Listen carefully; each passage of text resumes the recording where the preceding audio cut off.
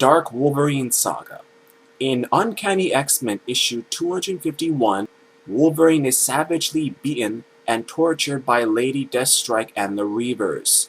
In Uncanny X-Men issue 257 and 258, Jubilee and a dazed Logan arrive in Madripoor to discover Psylocke possessed by the Hand. Leader Matsuo Surayaba tries to brainwash Logan as well, but is seemingly unsuccessful. Wolverine breaks Betsy's conditioning and all three of them flee. Can anyone trust Psylocke now? What if Betsy still holds allegiance to the Hand? Only Wolverine would vouch for her. Chris Claremont had begun his Dark Wolverine story. Claremont kept hinting that Wolverine was growing sicker and more exhausted. The final hint came in Uncanny X-Men issue 275. Claremont's epic story was to continue. X-Men issue 3. The X-Men would have battled the Reavers. In the heat of the battle, Wolverine and Lady Deathstrike would have fought viciously. Logan's exhaustion would have overcome his strength finally, and Deathstrike would have beaten him and ripped his heart clear out of his chest. Logan would die as a result. A funeral follows, and Wolverine would be gone from the books for a year. Only his memory remains. Until Uncanny X-Men issue 294, the new X-Men's 200th issue, and in this issue, the Shocker final would have shown Wolverine alive and well and under the complete control of the Hand. The X-Men had always assumed that Psylocke was secretly under their power, when in fact it was Wolverine all along. Matsuo Surayaba had put a spell on Logan's mind in Uncanny X-Men issue 258, and he was the sleeper, not Psylocke. Wolverine is now the master assassin for the Hand, sent to do their bidding by assaulting the Yoshida clan. Logan's love, Mariko, and the Silver Samurai would have played pivotal roles, as well as other supporting characters shown in the first 10 issues of the solo Wolverine series. The Hand would have used Wolverine to consolidate their power in the Orient. Meanwhile, Scott and the X-Men think that Wolverine's gone bad. Charles Xavier is unmovably adamant about the fact that he needs to be saved, the need to salvage him, the need to bring him back to the light. As Claremont said, quote, Wolvie's healing factor went into ultra-high gear when he was killed. It was essentially rebuilding his heart. This is really disgusting, but his arms and legs would have rotted as his heart healed. His conscious mind would have been in total suspended animation. Everything would have been geared toward keeping his centricity intact and repairing his heart. Everything else would have been left to rot. So you would find this partially decomposing body with a fully healed torso, at which point the decomposed bits would begin to heal. It would take a long time and be disgusted beyond words, but ultimately he would have survived. The idea was Wolverine really is almost impossible to kill. End quote. Meanwhile, Jean Grey is sent to secretly infiltrate the Hand. Using her mutant abilities, she chooses an identity to get close to Logan.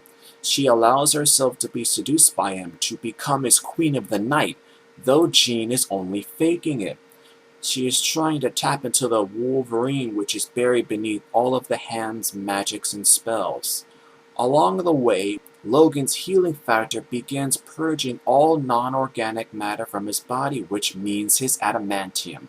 Chris Claremont, quote, so what was going to happen was it was to start leaching out of his skin. He'd be this blinding, shining creature with killer claws. At some point, Colossus and he would have a major fight, and it would have this great cover.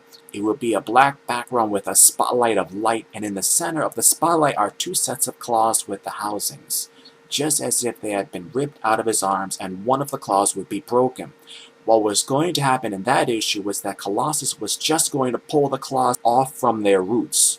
So the Hand would then give him artificial claws. They would work or not work as the case may be, but then again, as part of the healing process, gradually he would realize that he was growing something new. That there is a natural element in his body that gives him claws. And over a span of 6 issues, you would see them grow. So when all is said and done, it will come down to a major league fight between the X-Men and Wolverine.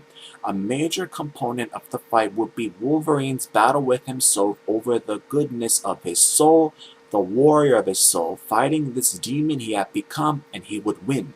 The adamantium would flake off and he would stand reborn as a totally natural being. His bone and claws would be virtually unbreakable. They could be broken, but they would also heal. But because of the incredible stress he had been under, his healing factor is like, I'm tired, don't do this again, not for a while, okay? End quote. But at the same time, it would create a bond between Logan and Jean Grey like nothing that's gone before, so that even if she was still in love with Scott Summers, there would be a level of communication between her and Logan that Scott could only dream about, or have nightmares about, and at the end of it all, would lead to a final confrontation with the Shadow King. But that was my storyline, my core story for the first 2 years of X-Men. End quote. The Shadow King epic. Up until the Muir Island saga, Uncanny X-Men issues 278 through 280, the Shadow King had begun assembling his chess pieces to topple the X-Men. Chris Claremont began telling his story around Uncanny X-Men issue 253, with the Shadow King unleashed once more. His chess pieces began with Moira McTaggart and the Muir Island mutants, like Legion, Guido, etc. Also, the Shadow King takes possession of FBI agent Isaac Rate's hospital director Lian Shin, who helps Storm in 253, and through Rates, the Shadow King begins maneuvers within the United States government. He controls Valerie Cooper and sends her to assassinate Mystique. Muir Island was not the end of this story.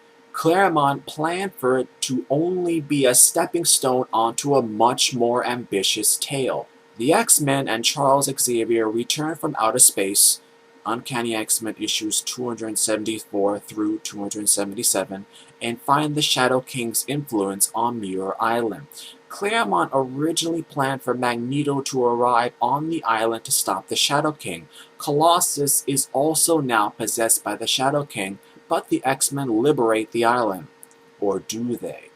Also, Charles Xavier would not have been crippled again in Uncanny X-Men issue 280. Xavier would have not ever returned to the wheelchair again in Claremont's original plans. The Shadow King would have gone back into hiding after this setback, but in fact was assembling even more pawns. Fact number 1. The Reavers would have fallen under his control, as Reaver leader Donald Pierce would have been revealed to be under the Shadow King's control all along. Thus, Lady Deathstrike and the Reavers are at the disposal of the Shadow King. Fact number 2.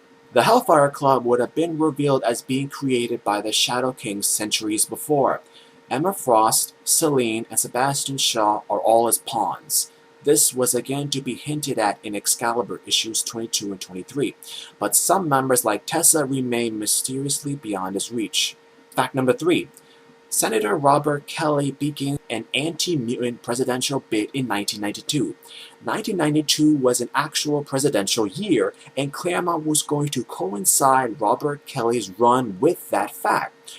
Robert Kelly now hates the mutants because of the death of his wife in Uncanny X-Men issue 247 and swears to police them. The X-Men are secretly protecting him for fear of his assassination, which they know is foretold to start the dreaded Days of Future Past events. Fact number 4. Isaac Rates and Valerie Cooper are now within the White House. The Shadow King, using Rates and Cooper as his factors to control the keys of the White House, is maneuvering them to assassinate the President of the United States. At that exact same moment, Robert Kelly is killed, thus triggering a worldwide holocaust on mutants. Factor number 5. Gateway, possibly the most dangerous of all, the Shadow King kidnaps him and through him attempts to access Dreamtime. If the Shadow King is successful in doing this, he will become nearly unstoppable. Claremont wanted to stack the cards so heavily in the Shadow King's favor that it would take nearly every living X-Man alive to stop him. The X-Men would be successful in stopping a mutant from assassinating Robert Kelly, only to see him being killed from a bullet being shot by a regular human. But the damage would be done. A wave of anti-mutant hysteria would engulf all of the United States. We would learn that Charles Xavier's son Legion is the focal point of the Shadow King's current hold on Earth.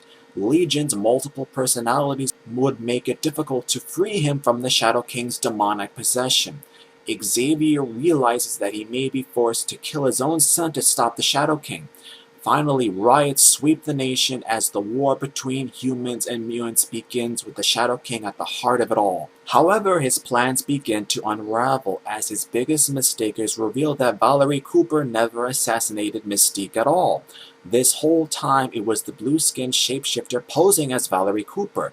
Right before Isaac Raids is to kill the United States President, Mystique changes shape from Valerie Cooper and blows Isaac Raids' head clean off his body. At the same time, Tessa within the Hellfire Club reveals herself as never being under the Shadow King's influence at all, and is in fact a spy for Charles Xavier. She battles Sebastian Shaw, Emma Frost, and other Hellfire Club members and actually defeats them all, temporarily disconnecting the Shadow King's power over them, but that's enough time. Also at that exact same time, Magneto and Charles Xavier and the X-Men land on Muir Island to confront the Shadow King once and for all. He has taken possession of Legion, and the island is once again the epicenter for all the confrontation. In the end, when the X-Men battle the Reavers, other Hellfire Club members and Muir Island mutants, Magneto and Xavier go in for the kill. Legion must die. Legion indeed perishes, but also Charles Xavier. Gravely wounded in the massive battle, Charles Xavier dies. Magneto is left to carry on without him, as the Shadow King's evil plans come to a disastrous conclusion. The repercussions of this tale would have stretched for a long time afterwards. X-Men issue number 1, August 1991. Chris Claremont, quote, "The first issue of X-Men number 1 was supposed to be like an entry-level book. What do we do with 53 X-Men? I had this great sequence worked out, a 5-page scene with Scott and Storm in the danger room. Scott's up in the booth, Storm's down on the floor. You have this incredible fight going on. Brotherhood of evil mutants versus X-Men, bodies flying everywhere. Storm just wanders through the middle of it, taking notes. They freeze it, displays appear, assessing everybody's performance. And what Scott and Storm are doing is running scenarios, mixing various members of the team, showing them actually working out who goes where. How do we protect the mansion? In the middle of this, Magneto shows up. There's an obligatory confrontation. There might even be a fight. The gist of it is Magneto and Xavier have come to a parting of the ways. Magneto is certain that humanity will betray them. Xavier is just as certain that humanity will not. The statesman versus the terrorist. Who knows which is right? They go their separate ways. The X-Men realize there is a nasty world out there and they have to get ready. They divvy up the teams. X-Men 2 and Uncanny X-Men issue 281 were where the stories take off." End quote. Mad Jim Jaspers and the Fury. Chris Claremont brought Sir Jim Jaspers in Uncanny X-Men issue 200, planning a mega arc for him. Chris's plan was for Jim Jaspers to have slowly a growing role in the title, and eventually creating a Jaspers warp in the Marvel Universe. However, Jaspers creator Alan Moore was having a falling out with Marvel over the Doctor Who reprints appearing in United States Doctor Who editions. Claremont was unaware of the political going on between Moore, and after he read the Jim Jaspers appearance in Uncanny X-Men issue 200, he went ballistic. Alan Moore cut ties to Marvel, and the legal ownership of Jim Jaspers went into limbo.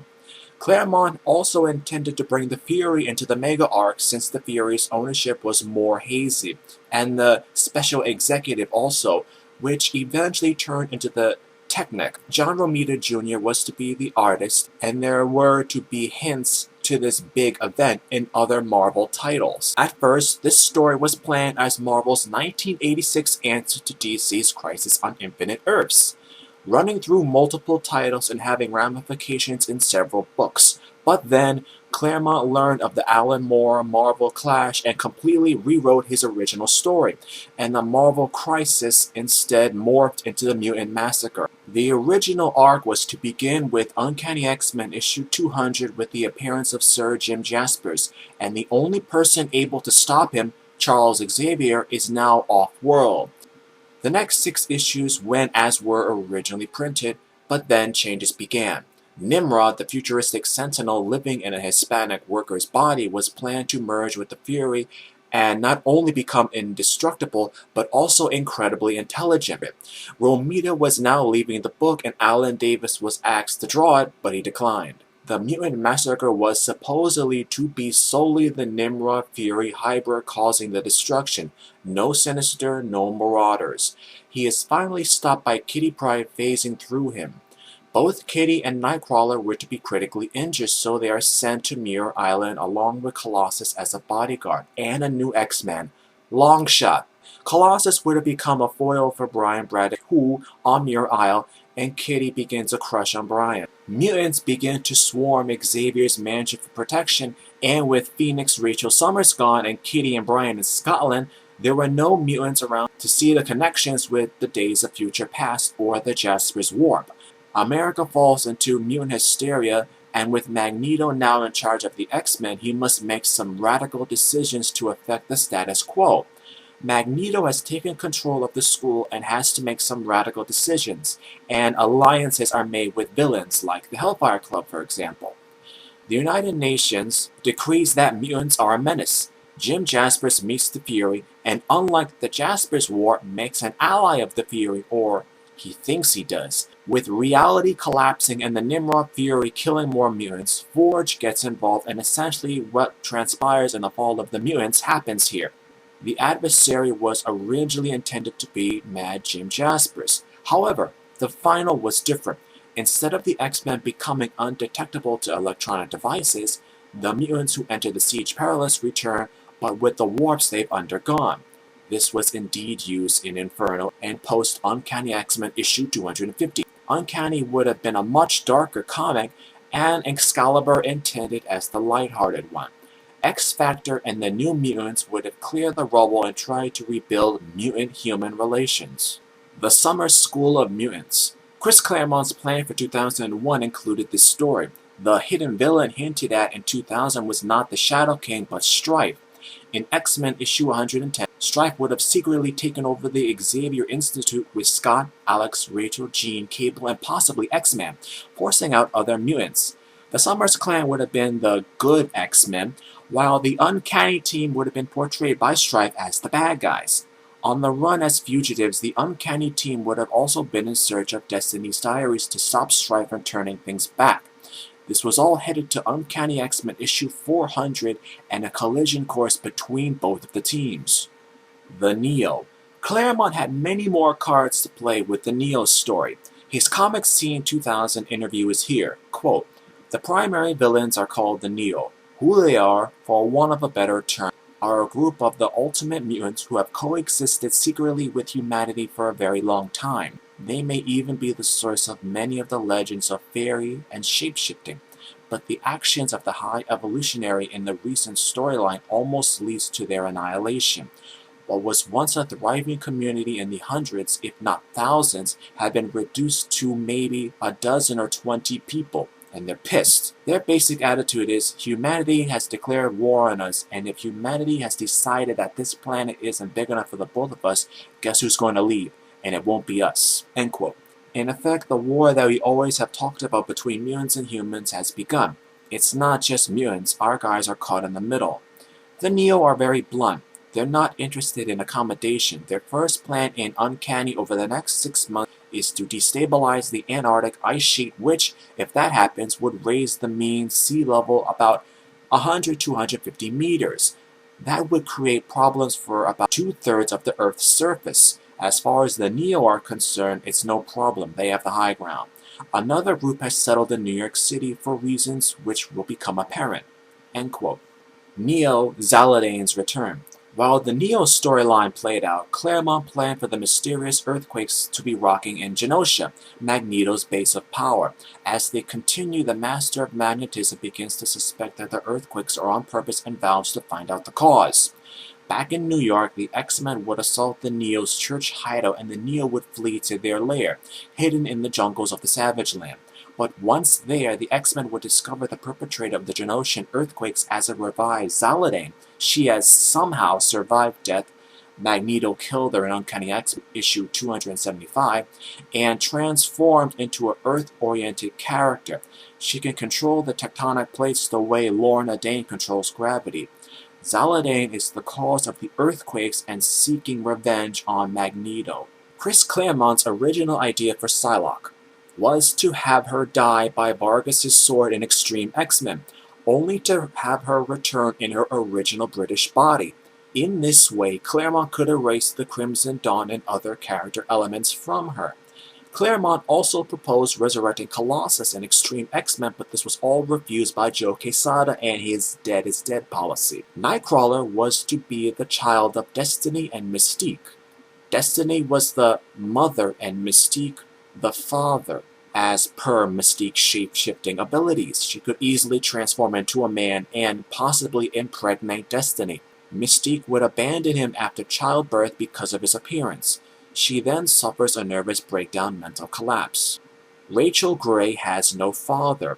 In Excalibur first series, Moira discovers unusual anomalies in Rachel's DNA. If Claremont had continued with Excalibur, it would have been revealed that Rachel would be the daughter of Jean Grey and the Phoenix with no father. This would result in the Phoenix Trinity of the Mother, the Daughter, and the Phoenix. Chris Claremont's original plans for Gambit was that he was to join the X-Men but later stand revealed as a traitor.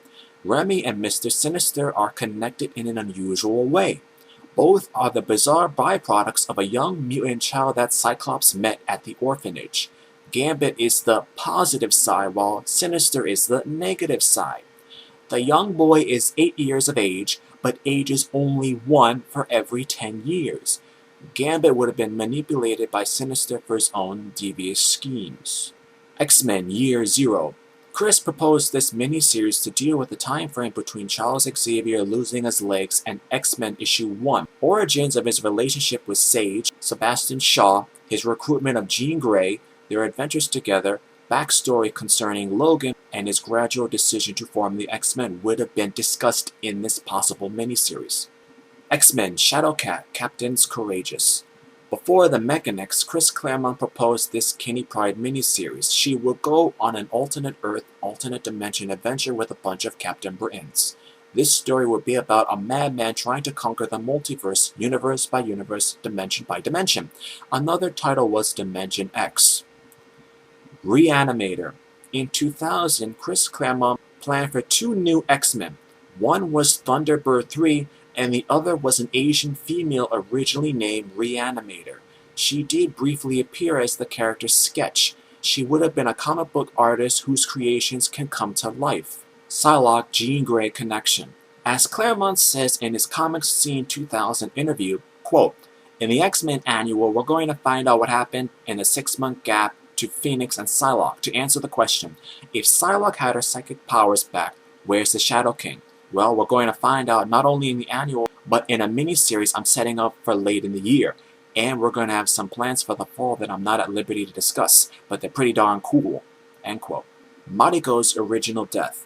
Claremont Byrne had originally in their run together Wolverine and his love Mariko both become engaged. At the day of their wedding, in front of the X-Men and family and friends alike, Sabretooth would leap out at her and slash Mariko into pieces. Wolverine and Sabretooth would fight it out, but Kree would escape.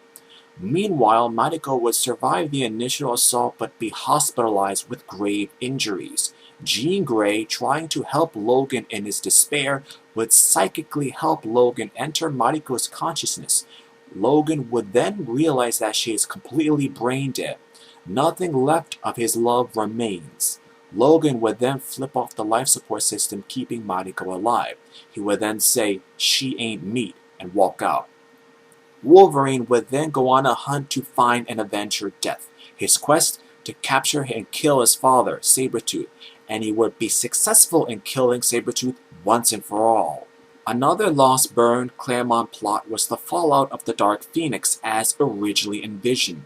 If Jean Grey had indeed lived but lost the Phoenix Force, Chris and John had planned for Uncanny X-Men issue 50 in which Magneto would capture Jean Grey, but his plan would be to offer her back to the Phoenix Force. She would then wield the supreme power once more.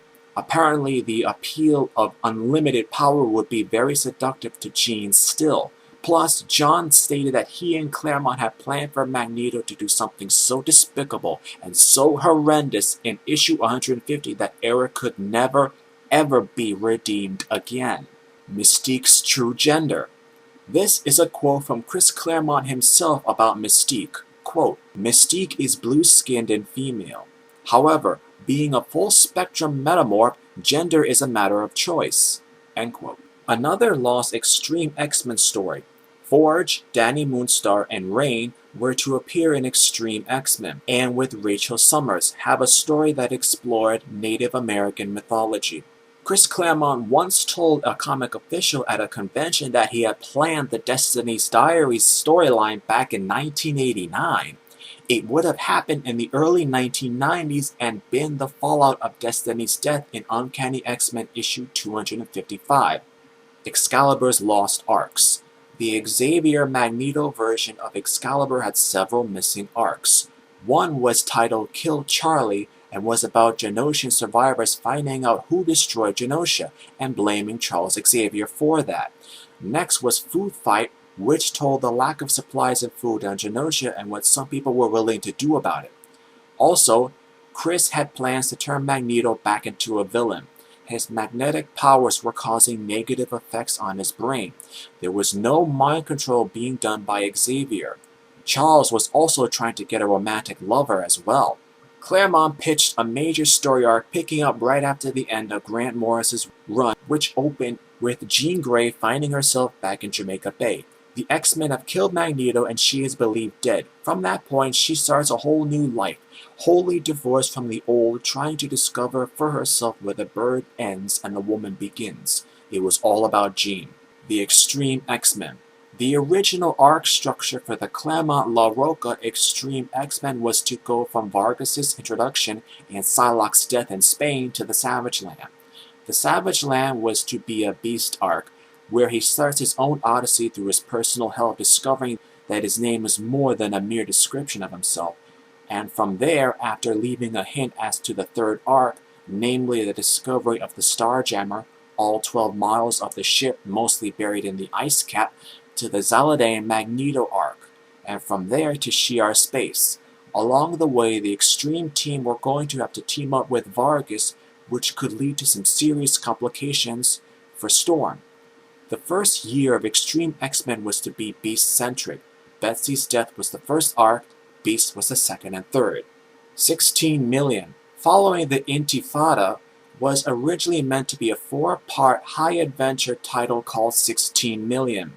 The Xtreme X-Men visit a country in Central Asia that have been taken over now and is wholly run by a quartet of mutants, bent on getting revenge for the 16 million mutants killed on Genosha by Cassandra Nova. This arc was meant to be a fun variation of The Man Who Would Be King and Arabian Nights. District X. District X was a spin-off story of Claremont planned for Xtreme X-Men.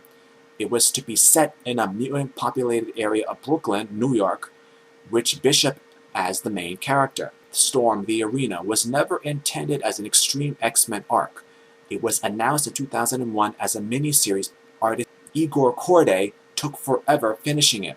Then it morphed into a giant-sized graphic novel, but that was also abandoned in favor of finding a home in the continuity of the Xtreme X-Men series. More abandoned Uncanny X-Men storylines. Chris Claremont said that he and artist Chris Bachalo had a ton of ideas for the book. A federally mandated member was going to join Uncanny X-Men with issue 475. This person would have made Psylocke's head explode. Claremont hinted that events leading to X-Men The End would have occurred in Uncanny X-Men. Leading up to issue 500, events like the Outer Space War that leads to Storm becoming incapacitated and the extinction of the Brood. He was setting up something big with the Hellfire Club, especially with the duality within. Sunspot was on the side of the Angels while Courtney Ross still being on her own side, a side which harbors no good for the X-Men, Sage and Roberto, and Courtney and Viper as the two ruling factions of the Hellfire Club. After losing Storm to the Black Panther, Nightcrawler was to be the team's leader. A very special thanks to David R. and Junior Nutu, two Uncanny X-Men fans that I have spoken to on forums, and it was them who first brought these to my attention all the way back in 2006. I wonder what the X-Men would have been like if Claremont was able to have his way and actually finish his work, for those who don't know the details. The facts are that most of these abandoned storylines were partially done, halfway as a matter of fact in some cases, before Claremont was taken off as head writer in 1991. He wrote the X-Men from 1975 until 1991. The decision to take him off Uncanny X-Men at that time is often considered to be the worst mistake in X-Men history.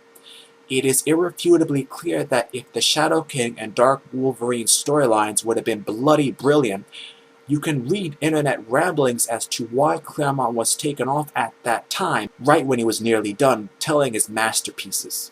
If we consider the two biggest arcs, being the Shadow King epic and Dark Wolverine, possibly a reference to the Dark Phoenix saga, Claremont would have essentially ended the X-Men, having told all of the stories he originally planned. Further speculation shows that after the Shadow King arc, mutants would have been bought and sold by individuals and corporations like Living Weapons. Claremont had also plans to reveal Wolverine's true origin, so the Barry Windsor Smith story, Weapon X, would have been reconned in part or entirely. With Charles Xavier dead, there would have definitely been a turning point in the X comics. Keeping in mind that this would have been the mid to late 1990s if Claremont had his way, not to mention that Claremont did have other abandoned plots after he left X-Men in 1991. Mostly these do go with Xtreme X-Men, but if we compare them to the original storylines, then they don't hold anything compared to his original master plans. On a final note, some may assume that these storylines might have never been used. That's not the case. In many circumstances, some of these plots were used in part or recycled with other characters used instead by other X-writers after Claremont left. But, like I mentioned before, these were just too good to not be used in any shape or form. What do listeners think of these storylines?